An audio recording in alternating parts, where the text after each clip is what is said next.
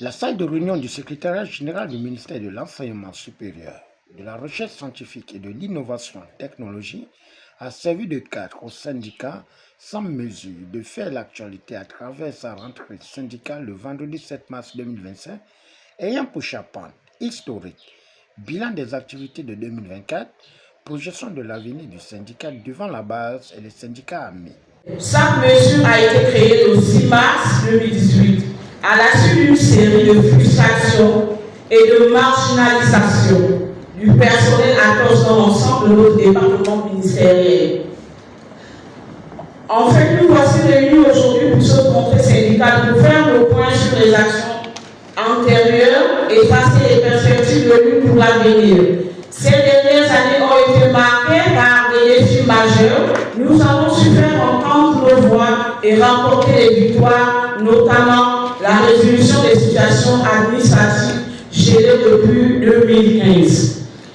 Ensuite, la participation au dialogue social en mai 2023. Au cours de ce dialogue, chaque ministre a fait des propositions pour l'amélioration des conditions de vie, de travail des agents, le cas de la mise en place du terminal sol, la révision du statut juridique du personnel ATOS.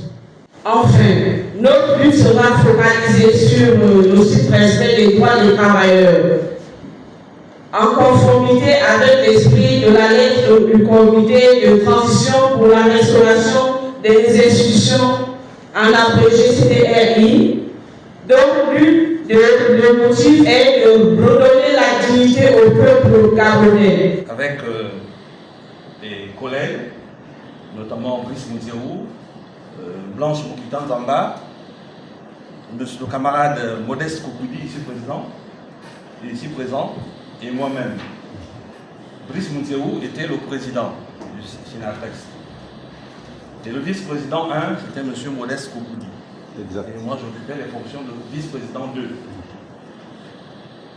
Le constat, qu'est-ce qui nous pousse, ou bien qu'est-ce qui nous amène à créer un syndicat?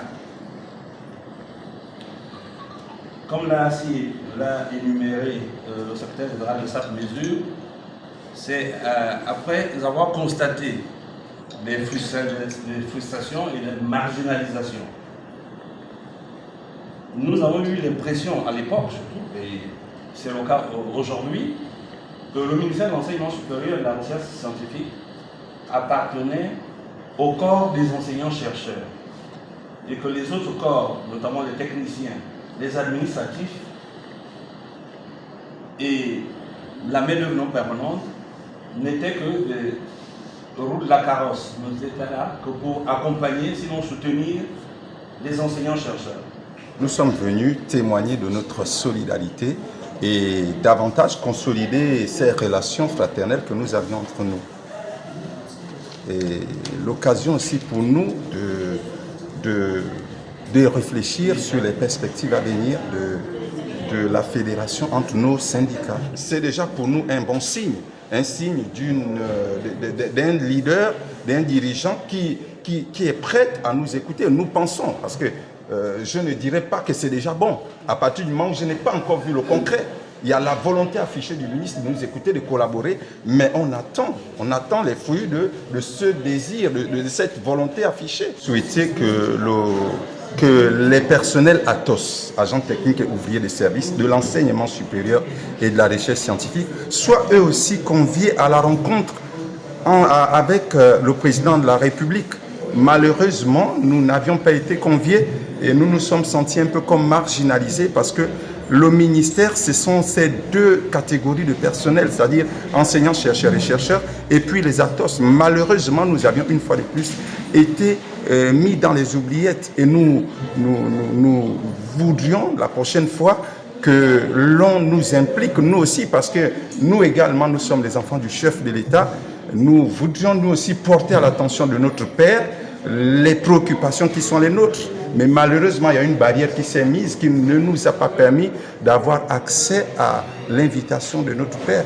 Après lecture de l'objectif de la rencontre par la secrétaire générale, Christiane Ngema, épouse Rapochombo, suivi du mot du président fondateur Herman Fabrice Mvé et le syndicaliste ami Modeste Kokoudi du Sénatrice, le tour est revenu au président Landry Tcherno Dimandi de faire le point en fixant les enjeux face à l'avenir du syndicat. Présenter notre bilan de l'année dernière et c'est la raison pour laquelle nous avons voulu se retrouver avec la base et le syndicat ami a voulu nous soutenir, continuer comme l'habitude de nous encadrer afin de présenter ce que nous faisons dans le bon sens de tous ceux qui hésitent encore d'adhérer au syndicat. Et c'est pour moi un privilège d'être encadré par le président fondateur. 2025 nous donne un défi majeur. 2025 a tellement de choses, ayant aussi un nouveau ministre qui nous donne espoir de sortir du tunnel. Hier nous étions dans un tunnel, mais nous commençons à voir de la lumière. Ça veut donner espoir que nous sortons du tunnel. Par rapport à 3 mois, ce qu'elle a pu faire, ça nous rassure que les choses pourront aller plus mieux. On a constaté qu'on n'était pas respecté, considéré, j'ai envie de le dire, et ça nous a tellement frustré parce que l'enseignement supérieur n'est pas seulement regroupé les enseignants chercheurs et aussi les étudiants. Dans l'enseignement supérieur, il y a des administratifs. Donc, l'absence a marqué quelque chose. C'est après les échanges interactifs que nous notons que la lutte du SAP-Mesure est de valoriser et redynamiser la dignité aux membres syndiqués. Au finish, c'est dans une ambiance bon enfant que cette rentrée syndicale a fait tomber son rideau en rappelant que le combat est né le 6 mars 2018 et ne compte pas être stoppé selon la vision du président Landry Tcherno Dimandi.